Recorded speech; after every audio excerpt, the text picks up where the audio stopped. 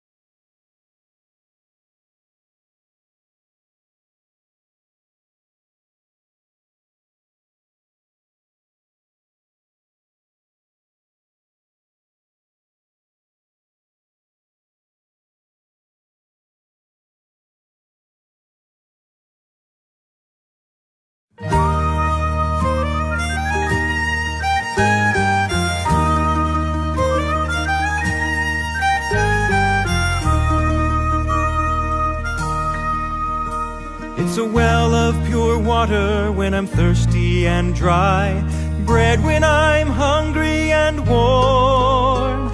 When the battle is raging, it's my faithful sword, a shelter from life's troubled storm. Alright, so good evening po. Muli po ay welcome po kayo sa Real KGB Believers. And we are now signing on. Sabihin po ay simula na po tayo sa ating pong pag-aaral sa Book of Isaiah. Alright, so this is the first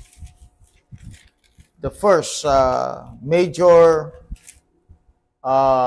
prophet, no? It's the major prophet in the Old Testament, the Book of Isaiah. Okay, so bago po tayo magpatuloy, ay nais ko pong tayo po ay panandali ang manalangin. Let's have a short prayer para po sa ating pong panimula. Okay, tayo po ay manalangin. Dakilang Diyos na malikha ng langit at lupa. Muli, Yes, Lord. Panginoon, maraming salamat sa oras po nito na ipinagkaloob niyo po sa bawat isa po sa amin, especially sa aming pong tagapagturo, aming Pastor Jonathan Pascual, Panginoon, na siya po ay binigyan niyo po ng kalakasan, pisikal, sa oras po nito. Nawa, Panginoon, patuloy, bigyan niyo po siya ng wisdom sa aming pong pag-aaralan about Yes, the Book of God. Isaiah. Nawa, Panginoon, ito po ay lubos na maunawaan ng aming pong mga tagapakinig. Bigyan niyo po ng understanding ang bawat isa, Panginoon, Amen. sa pag-aaral po nito ng sa gayon ito po ay lubos na maunawaan. Gabayan niyo po kami, Panginoon, sa pag-aaral po ng iyong pong mga salita. Ito po aking dalangin. In Jesus' name I pray. Amen. Amen. Praise the Lord. Praise the Lord. Okay, so tuloy po tayo sa ating pong pag-aaralan na subject. Dito po yung Book of Isaiah. Right? So, I'll just give you some information. So, ito po ay mahaba-habang pag-aaral. Pero po, sa gabing pong ito, I will just give some introduction. At siguro po, yung mga importanteng chapters po ay ating pong tatalakayin. At kukunin po natin ang dahilan kung bakit po naisulat ang aklat ng Isaiah na sinulat po ni Prophet Isaiah. So, the book of the Prophet Isaiah, Isaiah the son of Amos, or Amos, no? Kung babanggitin po nila ito ay Amos o minsan ay Amos. Isaiah the son of Amos is the author of the book. He is sometimes called the Prince of the Prophets. He is a contemporary of Hosea, Micah, Nahum. Okay? So, contemporary po niya sa Old Testament ay si Micah, Nahum, at si Hosea. Alright? Ito po yung mga contemporaries.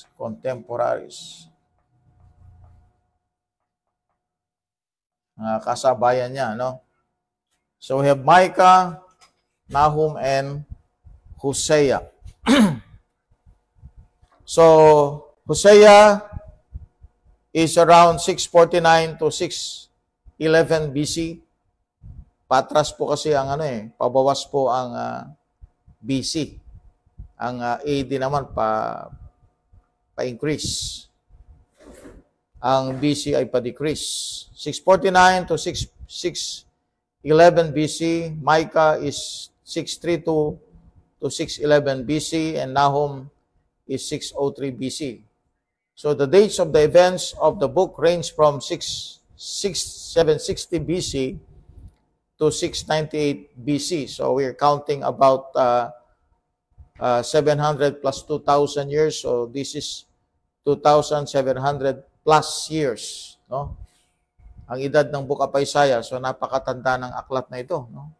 At still binabasa pa rin natin, pinag-aralan. So ang Book of Isaiah pala yung maabot ng around 2,700 plus years.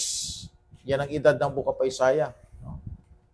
Tapos binabasa natin pa ngayon at pinag-aaralan. At yung kung anong nakasulat dito ay mangyayari pa sa future. So ganun po kahaba ang Ibig sabihin, ang duration ng Book of Isaiah, at ito ay naging useful sa panahon na kung saan ay kinokondem ng Diyos ang Judah, at useful pa rin ito sa ating present situation sapagkat nakikita natin ito na napupulfill ito sa ating time at napulfill ito sa panahon ni Jesus Christ at magpupulfill pa sa darating na panahon in the tribulation and the second coming as well as in the millennium. Napakalaki ng kanyang sakop, itong Book of Isaiah. So it's an Old Testament book. Alright? It's an Old Testament book. Pero dahil po ito ay nami-mention sa New Testament,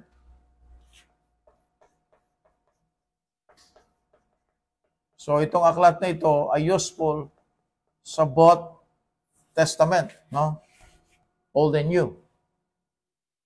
So it has 66 books, 66 chapters.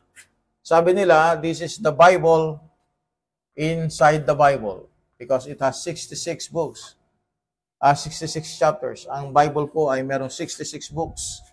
Ang Isaiah naman ay merong 66 chapters. Okay. Now, let's see what's more about Isaiah. Jewish tradition has Isaiah sowed, ilagarit, inside a hollow mulberry tree when Manasseh was king. So, nasa loob siya ng hollow mulberry tree, nasa loob siya ng kahoy, tapos hinati siya sa gitna. This account is from pseudepigraphal book called The Ascension of Isaiah. Pseudepigraphal book, The Ascension of Isaiah. It is a variation of a story found in the Babylonian Talmud, Yeb 49 BC. The latter account makes the tree a cedar tree. So the Jerusalem Talmud also has a reference to it. Of course, all of this means nothing in regards to belief of or exposition of Isaiah's prophecies. Bullinger says Isaiah started his ministry about the same age that Samuel, Jeremiah, and Daniel were at the beginning of their ministries. So mga bata pa, Si Daniel nag-start siyang bata, a young, very young people, very young man, nung nag-start po siya. And even Jeremiah also and Samuel, lalo na si Samuel, nung na-win siya mula sa kanyang nanay, na si Hannah, nandun na siya sa loob ng temple. So they started very young. Then the length of his life was somewhere around 81 to 83 years. Isaiah has 66 chapters, 1,292 verses, and 37,044 words. It is quoted 21 times in the New Testament. Kaya importante po siya sa New Testament. So he was quoted 21 times. He was quoted 21 times in the New Testament.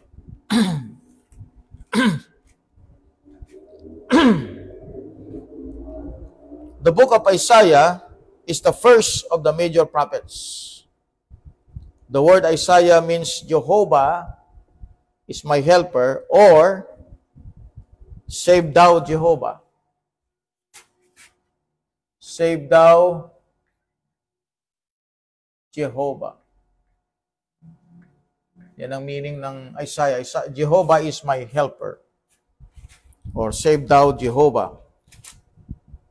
The book is mentioned in 2 Kings 19 verse 20 and 2 Chronicles 26 verse 22, 2 Chronicles 32 verse 20, and 2 Chronicles 32 verse 32.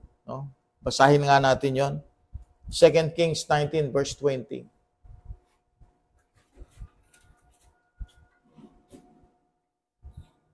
Okay, start natin basahin yan. 2 Kings 19, verse number 20. Then Isaiah the son of Amos sent to Hezekiah, saying, Thus saith the Lord God of Israel, that which thou hast prayed to me against Sennacherib, king of Assyria, I have heard. So, binanggit yung pangalang Isaiah, Brad? Apo. Okay. Another verse, 2 Chronicles 26:22. 22. 2 Chronicles 26, verse number 22. Now the rest of the acts of Uzziah, first and last, did Isaiah the prophet, the son of Amos, write. Yan. O, binanggit yung Isaiah, no? Tapos binanggit po yung Isaiah the son of Amos. Chapter 32, verse 20. Yep.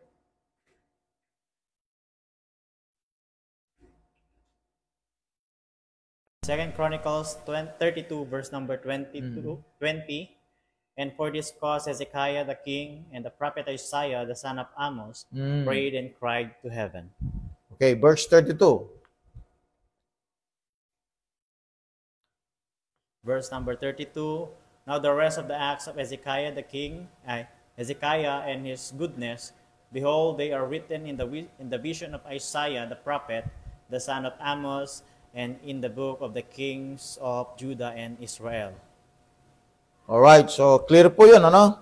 Nabanggit ang pangalan niya sa 2 Kings at 2 Chronicles. Because chapter 40 prophesies about John the Baptist and chapter 53 is the sacrificial death of the Lamb of God for sins of Israel. Everything from chapter 40 on has been assigned to an unknown author. This typical display of modern scholarship is known as Deutero-Isaiah theory. That is, chapters 1 to 39 were written by one author, and chapters 40 to 66 were written by another. The reason for rejecting chapters 40 to 66 is that the chapters clearly lay out the first and second advents of Jesus Christ in the order found in the books of the New Testament, no? 40 to 66. Now, in Isaiah, we have the first call to Israel, chapters 1 to 48. First call to Israel. The second calling is to the Gentiles, Isaiah chapter 53. In the middle of that chapter stands, believe it or not, verse 6 to 7, which deal with the Lamb of God. Okay? Isaiah 53, verse 6 to 7, deals with the Lamb of God. A sheep, in verse 7, in a flock, verse 6. Jesus had to become a man to get in the flock. The Lamb of God, no? Let's see the Bible, no? Sa Isaiah 53, verse 6 and 7.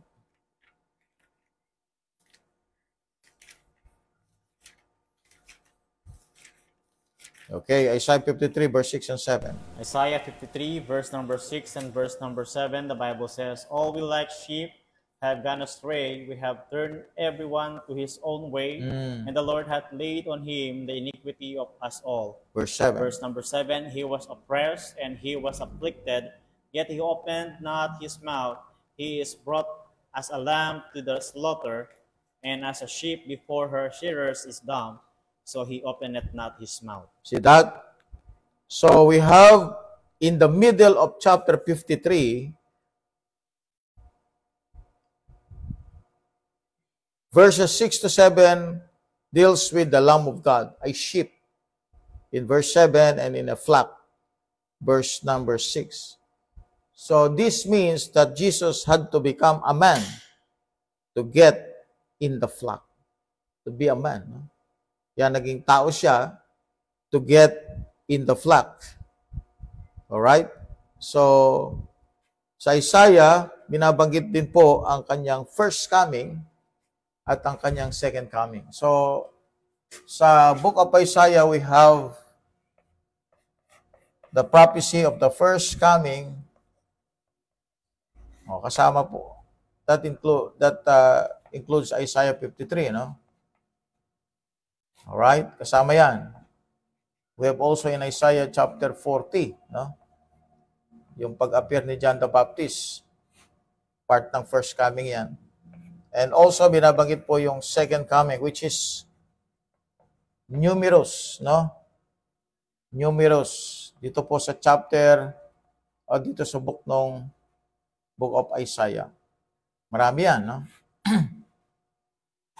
Alright, so partly ng Isaiah 61, yung first coming, partly. Okay, we have also chapter 7, so may mga ilan po, no, sa Isaiah na binabanggit ang kanyang first coming. So, ang book of Isaiah talks about the first coming and the second coming.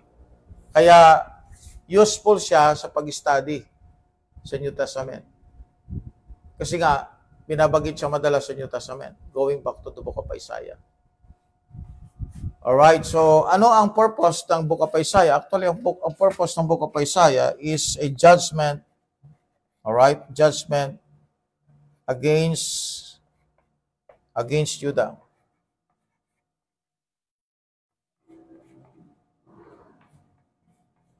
So through the captivity, no? So ito ay nagbabanggit ng patungkol sa exile. So Judah exiled in Babylon. Okay. Tapos, binabanggit din yung with this. Alright? So, sila po ay pinurify ng Panginoon. Actually, part yan ng purification ng Diyos. And also, the restoration of the nation Israel.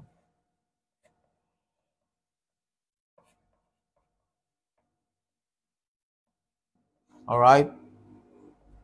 So, bakit sila pronounced ng judgment? Because they became rebellious, just like the many minor prophets, binabagit ang kanilang rebellion. Similarly, itong Isaiah, as he is writing the book, he is condemning the sins and rebellion of the kingdom of Judah. Diba dalawa yan? We have the northern, okay, we have the northern kingdom, and the southern, right? Dalawa yan no? Itong southern, ito yung Judah. This one. Ito yung naging captive sa Babylon. Itong southern kingdom. Itong northern kingdom, ito yung naging captive sa Assyria. Ito yung tinatawag na Israel, ito tinatawag na Judah. Alright, so ang book of Isaiah is actually a condemnation or a pronouncement of judgment to the kingdom of Judah. Okay. And this prophecy is not only for the coming judgment, of God to Judah in the time of Isaiah using Babylon. Also, this is also applied in prophecy. Alright, prophetically, so this is applied prophetically sa time ng tribulation period, second coming, at saka millennium. Alright, that is the book. So it has 66 books, 66 chapters, I should say, which is a similar in number sa books ng Bible. At kung makita natin na may mga time na yung mga books ng Bible, yung pinaka-theme ng books ng Bible, yun din po yung theme minsan ng Isaiah. Yung chapters ng Isaiah concerning doon sa pang-ilan ba yung book. For example, we have Isaiah 40. Ang 40th book ng Bible ay Matthew. At kung makita natin sa Isaiah 40, ang binabanggit si John the Baptist sa Isaiah chapter 40. Sa Matthew, binabanggit si John the Baptist. Yung pagdating ng Panginoon, binabanggit sa Isaiah 40. At makikita mo, binabanggit sa book of Matthew rin, no? Alright, so nakita natin. Pagdating mo sa Isaiah 66, which is the last book of the book of Isaiah, or the last chapter of the book of Isaiah, the last book is Revelation sa Bible natin. At pakita natin, binabanggit din po sa Isaiah 66, yung Revelation, chapter 20, verse 14-15, about hell or eternal lake of fire, o binabanggit sa Isaiah 66. And binabanggit po sa Isaiah 66 verse 22, yung new heaven, new earth. Oh. Makita mo yan, sa banggit sa Revelation 21 and 22. No? Pansin natin, ano? Parang yung book ng Isaiah ay dinidescribe niya yung buong Bible. Kaya napakaganda itong aklat na ito. Alright, so pag-aralan po natin. So let's start with chapter 1. So hindi po natin babasahin lahat. So since this is more of a survey rather than a verse-by-verse study. Chapter 1 is about the apostasy of Judah. Chapter 2 is about the details of the second advent. So numerous po yan, no? Numerous. Chapter 2. Napakarami pong mga chapters concerning the first coming, the second coming, and even the tribulation period and millennium. We have chapter 3, apostasy connected with women and children as rulers. Chapter 4, the remnant of Israel.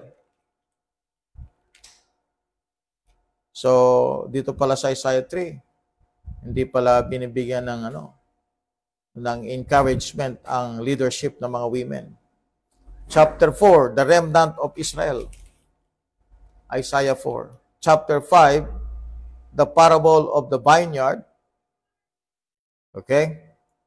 We have chapter 6, Isaiah's vision and commission. Ito, chapter na ito ay mahalaga din, no? Sa calling ni Isaiah. Chapter 7, the prophecy of the virgin birth. Okay? Sama po yan sa study ng first coming. Sulat ko na lang dito. Isaiah 7.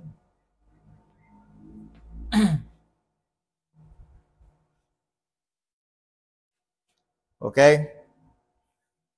So Isaiah 7 verse 17 onwards, prophecies of the tribulation. Isaiah 8 is a warning against the United Nations concerning Israel. Sa ating panahon ngayon, against ang UN sa Israel. Kinokondemn nilang Israel.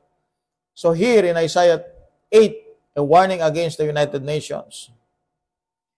In chapter 8, we have the longest single word in the English Bible.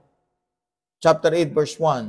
Maher Shalal Hasbaz. That is the longest single word in the English Bible. It means hasten ye to the spoil or rush to the prey. Now, Isaiah 8, verse number 13 to 14, the Christ, a stumbling stone. Chapter Isaiah 8, verse 15, a warning against messing with the Bible. Isaiah 9, all right, mahalaga ito ulit, about the first and second advents. So dito, Isaiah 9, pinagsama yung first coming, second coming. Okay? Isaiah 10, historic and further and future prophecies about Assyria. So sa Isaiah, binabanggit din pala yung pagdating ng Assyria. Okay? Now we have chapter 10, Israel at the second advent, in verse 20 of Isaiah chapter 10 onwards, no, hanggang verse 34. In Isaiah 11, which is very important, no? Ang Isaiah 11, this is connected here in the millennium. Isaiah 11. Okay? Millennium yan, Isaiah 11. Isaiah 12, praising the Lord at the second advent. Isaiah 13, prophecies against the Antichrist kingdom. So 13, no? 13. Alam niyo yung number 13, di ba? Oh, connected yan sa rebellion, evil, wicked. or something that is opposite to God, Antichrist. Isaiah 13. Ano ba yung 13th book? Ano ba yung 13th book? So, the 13th book of the Bible is, we have Genesis, Exodus, Leviticus, Numbers, Deuteronomy, Joshua, Judges, Ruth, 1 Samuel, 2 Samuel, 1 King, 2 King, 1 Chronicles. 13. Okay. All right. Isaiah 14,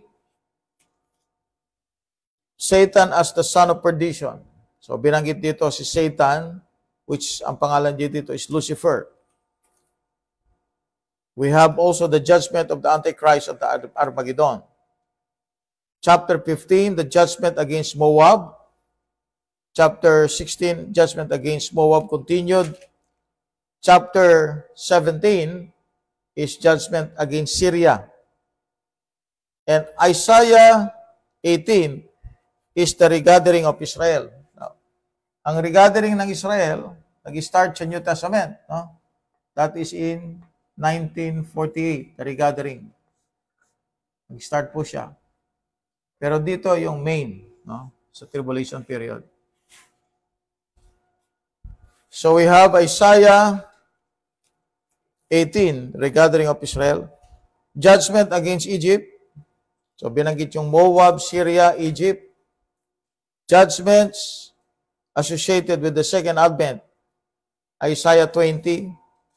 Isaiah 21, prophecies against the Arab Muslims.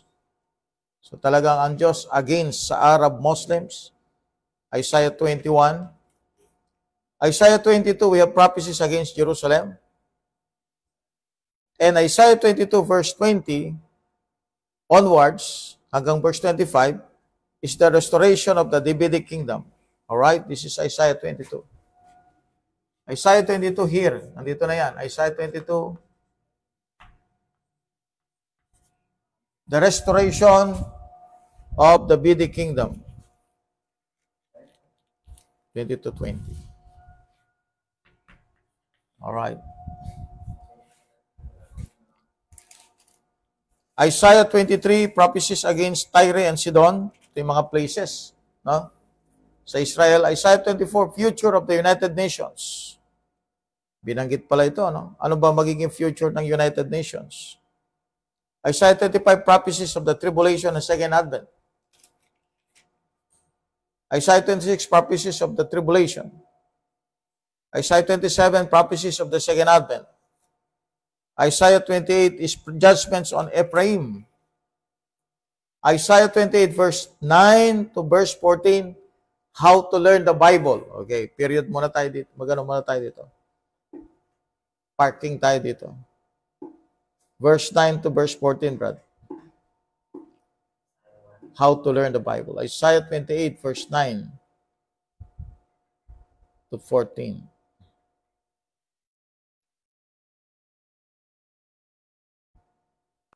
Isaiah 28, verse number 9 to 14, the Bible says, whom shall he teach knowledge, and whom shall he make to understand doctrine? Them that are weaned from the milk and drawn from the breast. Verse 10, for precept must be upon precept, line upon line, here a little, and there a little. Verse 11, for with stammering lips and another tongue will he speak to these people. Yan, yun yung speaking in tongues, no? Nangyari sa Acts chapter 2. Verse 12, to whom he said, this is the rest wherewith ye may cause the weary to rest, and this is the refreshing, yet they would not hear. Verse 13, but the word of the Lord was unto them, precept upon precept, line upon line, here a little and there a little, that they might go and fall backward and be broken and snared and taken. Verse 14, wherefore hear the word of the Lord, ye scornful men that rule this people which is in Jerusalem. All right. So we have prophecies on the tribulation and second advent, verse number 16 of 15 up to verse number 29. chapter 29, Isaiah 29, Israel in the tribulation and second advent. And we have also in verse 10 up to verse 24, warning against unbelieving scholarship. Wow, meron palang meron palang sa kanila. Special mention pala itong mga unbelieving scholarship. Sabi niya dito sa verse 11, and the vision of all is become unto you as the words of a book that is sealed, which men deliver to one that is learned, saying, read this, I pray thee, and he saith, I cannot, for it is sealed. And the book is delivered to him that is not learned, saying, read this, I pray thee, and he saith, I am not learned. Wherefore the Lord said, for as much as these people draw near me with their mouth and with their lips to honor me, but have removed their heart far from me, and their fear toward me is taught by the precept of men. No? Binanggit po yung scholarship dyan. Yung panahon natin kasi, no? Sa time ng apostasy ng church age, isa sa mangingibabaw yung education ng tao, kaya lang education na yan, lalayo, no? Doon sa salita ng Panginoon Diyos. Okay. We have Isaiah chapter 30, warning against seeking help from Egypt. So, winarningan sila na hindi sila dapat humingi ng tulong sa Egypt. Isaiah chapter 30, verse number 8, up to verse 18, judgments for rejecting the scriptures. So, binanggit yung scripture dyan, no? At ano man ang gagawin, sino bang magre-reject sa scriptures? Binanggit yan sa Isaiah 30, verse 8. To 18. The Jew in the millennium, verse 19 to 26. Okay? The Jew in the millennium in verse 9, chapter 30, verse 19 to 22. Isaiah 30, 19 to 22. Jew in the millennium. Alright? So, Jew. Yung Hudyo. So we have Isaiah 31, warning against seeking help from Egypt. Isaiah 31, verse 4 onwards is prophecies on the second advent. Isaiah 32, the millennial kingdom. Ayan, Isaiah 32. Ang dami, no? Tungkol sa second coming at saka millennium. Isaiah 32. We have the millennial restoration of Israel. We have Isaiah 33, prophecies on the second advent. Chapter 34, millennial lake of fire. Isaiah 34. May lake of fire sa millennium. Isaiah 34. Okay, Isaiah 34. Isaiah 35, prophecies of the millennium. Chapter 36, invasion of Sennacherib. So, ang Isaiah 35 pala ay millennial, millennial passages. Sinusulat ko po para makita ninyo gaano karami yung kinukot ni Isaiah sa millennium. Isaiah 35 is the invasion of Sennacherib. Isaiah 37 is the defeat of Sennacherib. Sapagat ito yung panahon na nilusob, no? Yung sa panahon ni Hezekiah, ay nilusob ni Sennacherib. Assyrian king ito, ang Judah. Okay. So we have the sickness of and healing of Hezekiah. Ito yung nangyari sa what chapter is this? Okay. Nangyari ito sa panahon ni Hezekiah, no?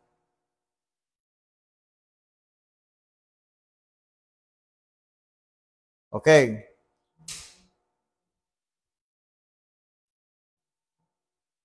Isaiah 39, sin of Hezekiah. Binanggit yung kasalanan ni Hezekiah after gumaling. Bubagsak din sa kasalanan. Isaiah 40, prophecies of the first and second advents. Isaiah 40, verse 12 to verse 24, God's estimation of the United Nations. Again, nabanggit po yung last days, unequaled greatness of God of Israel, verse 25 to 31. So dito makita natin yung person ng Panginoong Diyos. No? Isaiah 41, God's challenge to the world's religion. Isaiah 41 verse 8, God's care for Israel during the tribulation. So yan, binanggit po rin yung pag-iingat ng Diyos sa Israel sa time ng tribulation period. Isaiah 41 verse 8 up to verse number 29. Isaiah 42, Christ, God's servant. Okay, binanggit dito. Isaiah 42, Isaiah 42, Isaiah 53. Alright? Yung servant dyan is the Lord Jesus Christ. Okay. Christ, God's servant. Isaiah 43, the restoration of Israel at the second advent. Millennium pa rin yan. Alright, Isaiah 43.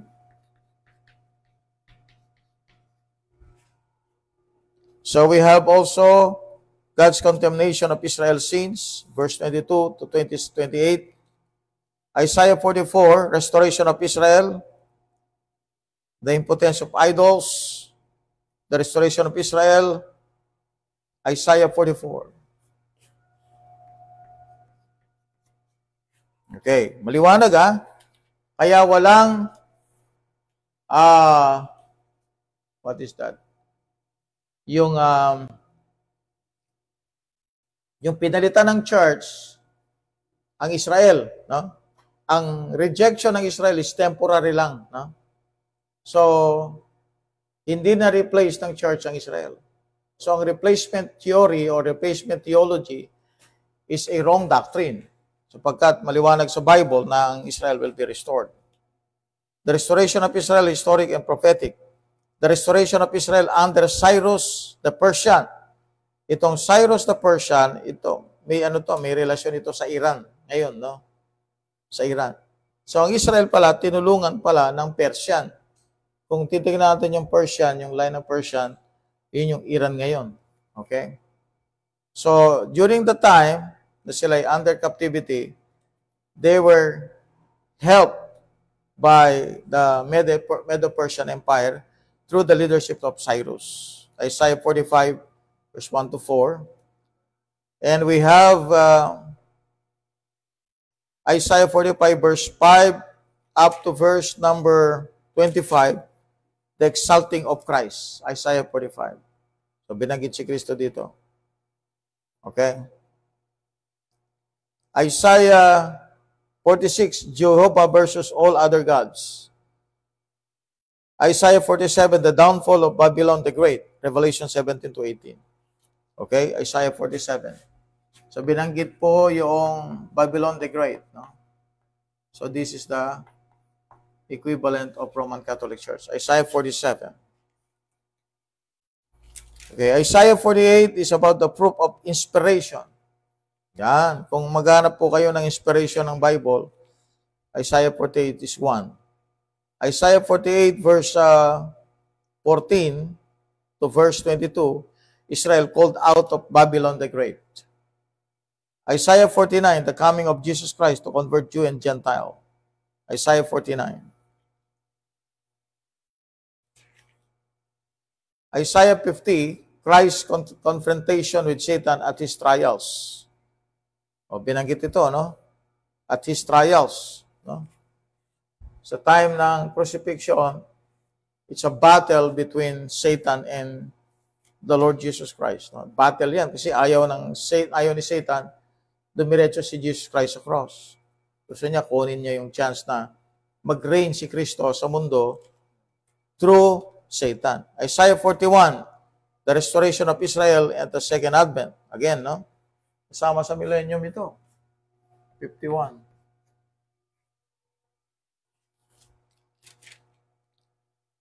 Alright, Isaiah 52, prophecies on the church age and the second advent. Nakasama pa yung church age. Okay, Isaiah 53, again, binagit natin yan sa first coming, Isaiah 53.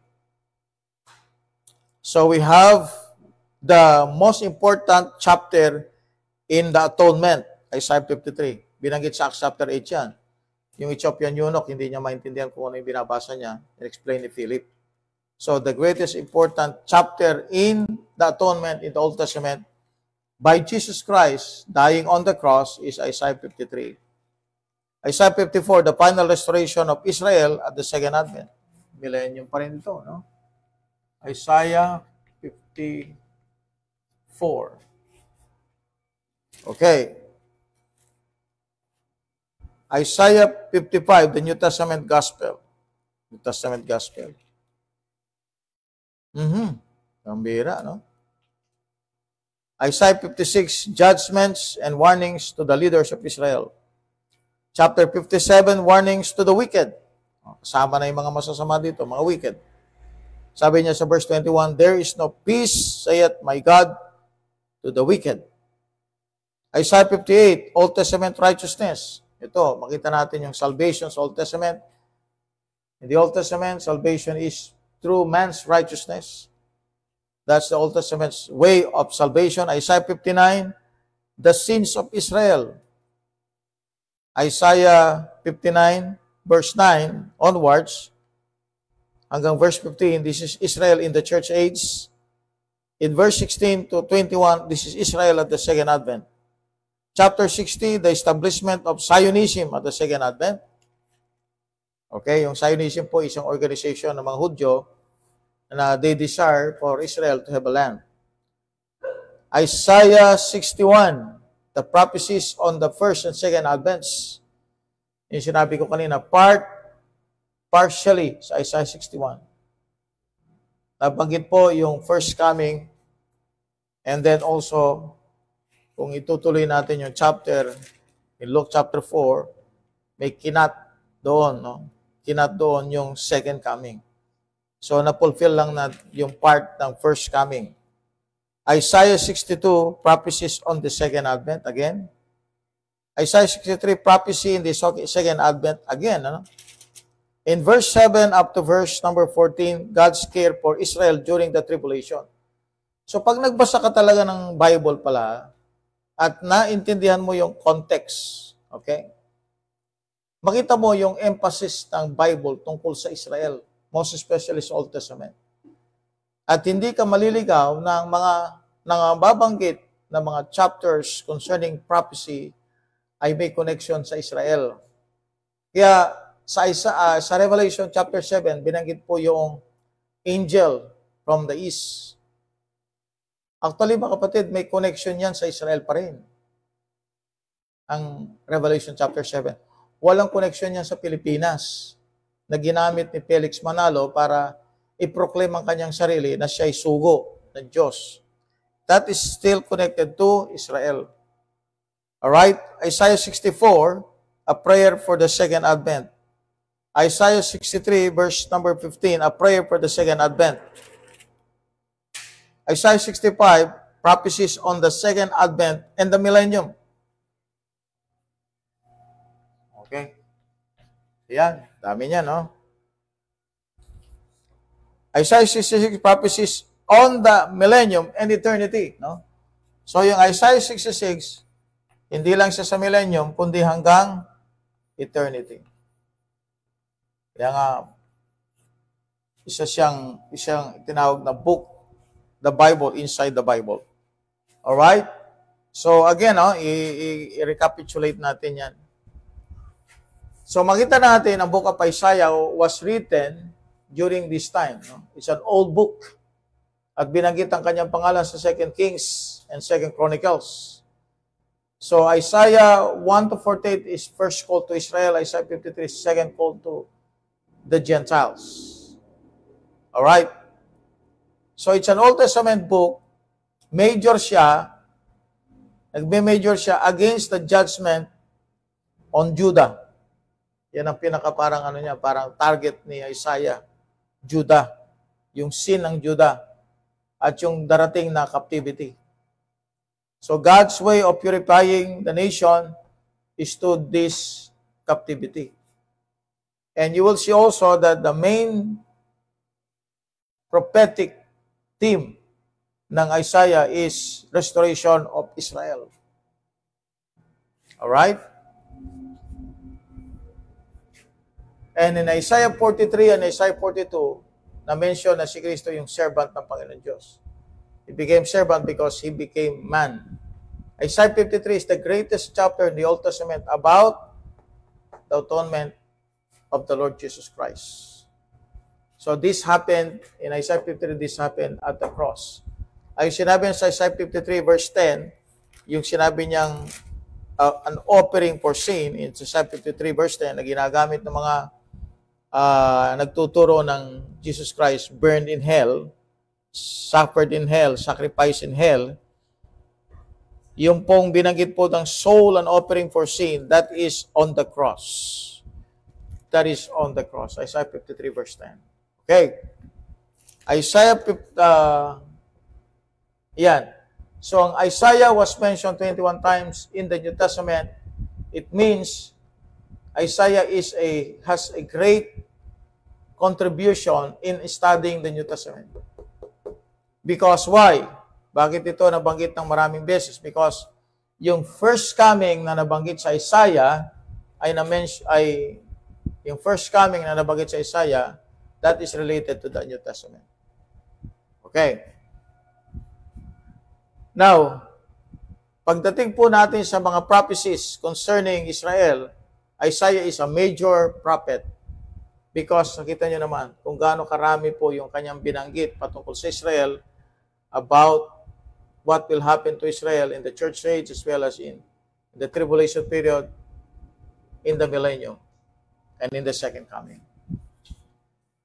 Alright, kung makita natin, no, pag titignan natin, pansinin natin mabuti, ang Old Testament, particularly ang major prophets at saka ang minor prophets, it concerns Israel's judgment. Historically, nangyari yon, alright, sa time ng Assyrian Empire at saka sa time ng Babylonian Empire. Yung mga prophecies na yun nangyari. Both sa Israel at saka sa Judah. Yung kingdom ng Northern Kingdom at saka Southern Kingdom. Both nangyari sa kanila yon. And God used that to picture to them God's judgment on them, but God is going to restore them. Alright? Yung regathering. Babalik sila doon sa land because that is God's Abrahamic covenant. Okay? So, babalik sila sa land. That is the restoration of Israel. So, you will see that it is parang ulit-ulit yan, binabanggit ng Bible. Sa minor prophets and major prophets. Kaya pag pumunta po kayo sa Old Testament looking for prophecy, then you look for the major and the minor prophets. And you will see na lay down, kapatid, yung future, na picture yung future. So, yung church age, actually, hindi mo makita yan sa Old Testament. Hindi mo makita ang church age or church, alright, or New Testament. Wala kang makita sa Old Testament. Hindi binabanggit. Pero as we have the understanding of the end times, makita natin yung mga iyon nangyayari na sa church age. Tayo kasi ang nakakakita na. Hindi binabanggit sa Bible, no, yung mga words na yon. Pero tayo, nakita natin kung saan nakapit in yung mga binanggit na chapters. Just like Isaiah 59, verse 9 to verse number 15, Israel in the church age. Okay? Alright. So, these prophecies are all connected to both second coming, the millennium, concerning Israel. Okay, so ito po yung introduction natin sa Book of Isaiah, and sa ating next topic natin po, we'll continue this as our part 2 para makita pa natin yung mga bagay na nakapaloob sa Book of Isaiah. Alright, so at least meron na kayong parang preview, no? Parang nakita nyo na yung ano ba yung laman ng Isaiah, no? Kasi minsan, kita lang natin, Isaiah, parang Isaiah, no? Okay? Isaiah, parang yun ang nakita natin, ang saya yata nitong book na ito. Pero makita natin mga kapatid, it is a prophecy pala, no, concerning Israel, mainly sa second coming niya at saka sa millennium. Alright? So, napakalaking bagay ito para sa atin, para pag-aralan natin ang Bible.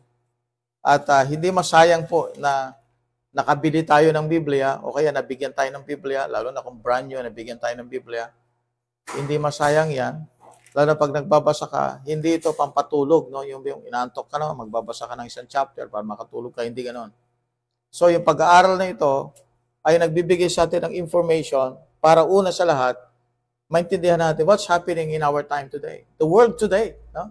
Yung present situation. Bakit may gera sa Iran? Sa Middle East, ba't hindi natatapos to? Bakit involved ang UN? Bakit involved ang US? Bakit involved yung buong mundo? No? Sapagkat yan ay nasa Bible. At kapag nagbabasa ka ng Bible, maintindihan mo na ito'y talagang magaganap, mangyayari talaga. And it deepens your understanding as well as your belief, your stand that the Word of God is really true. Hindi siya words of men, but words of God, ang Bible. Okay, plus, marirelate mo ang sarili mo sapagkat alam mo na yung hope ng blessed hope ay parating na. No? Anytime, it will come. Blessed hope yan. Bakit alam niyo po? Kasi nga, you feel some troubles and despair and disgust and disappointments in this world. At makita natin, wala nang parang hindi naaayos ang mundo.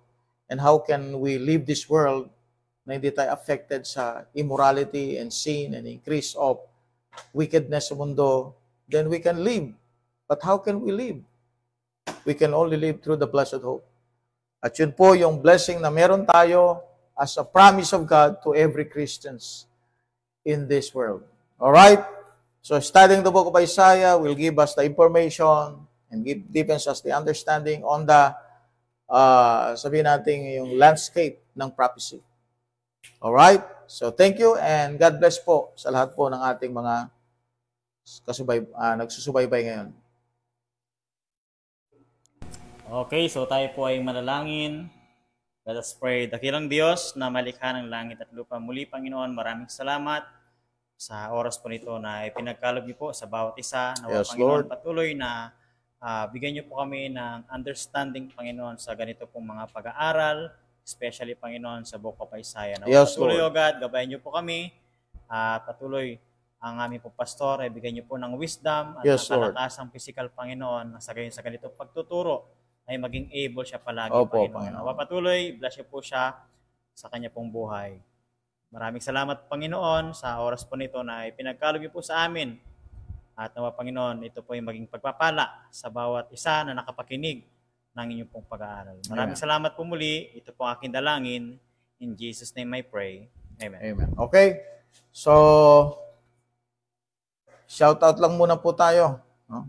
Okay, so mag-shoutout po tayo sa lahat po ng mga sumubaybay at patuloy po na tumatangkilik at lahat po ng mga nag-heart react po sa ating pong pag-aaral.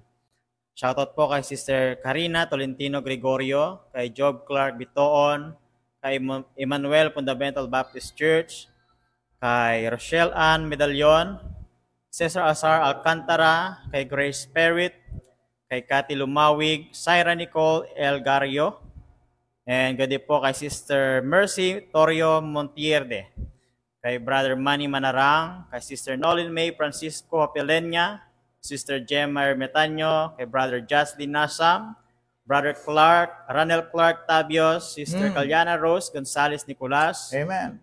kay Brother Luis Antonio Sia, Wow. Pastor John Mark, and Pastor Nolan Maroto, Amen. Sister Annalisa Estanislao Bukad, Praise the Lord. gadin po kay Pastor Arwin Valdez and Sister Marina, kay Mario Garcia, kay Greg Yamgat, kay Seth Danieles, gadin po kay Pantonial Joy, at sa lahat po ng mga sumusubaybay at patuloy po na tumatangkilik sa programa po na ito, shout out po sa inyo pong lahat. Shout out. Amen. Sa lahat po ng ating mga kaibigan. Okay, please like, share, and follow our Facebook page. Gayon na din po sa ating YouTube channel.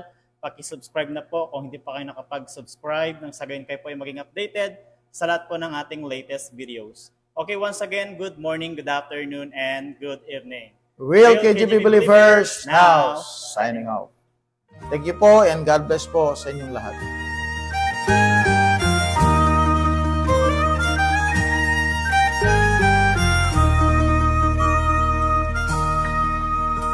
It's a well of pure water when I'm thirsty and dry, bread when I'm hungry and warm. When the battle is raging, it's my faithful sword, a shelter from life's troubled storm. It's a light to my pathway and a lamp to my feet.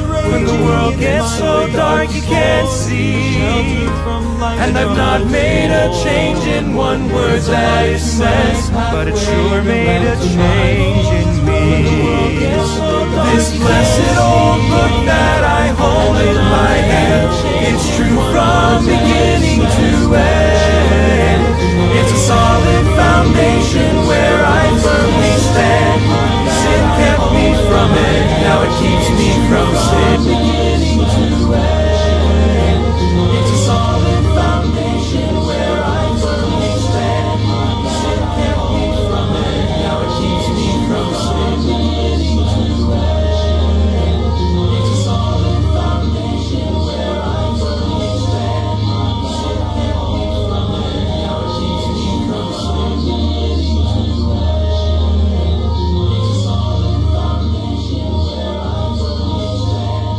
Sin kept me from it, now it keeps me from sin. Beginning to end. It's a solid foundation where I firmly stand. From beginning to end, it's a solid foundation where I firmly stand. Sin kept me from it, now it keeps me from sin. This blessed old book that I hold in my hand, it's true from beginning to end. It's a solid foundation where I firmly stand. Sin kept me from it, now it keeps me from sin. This blessed old book that I hold in my hand.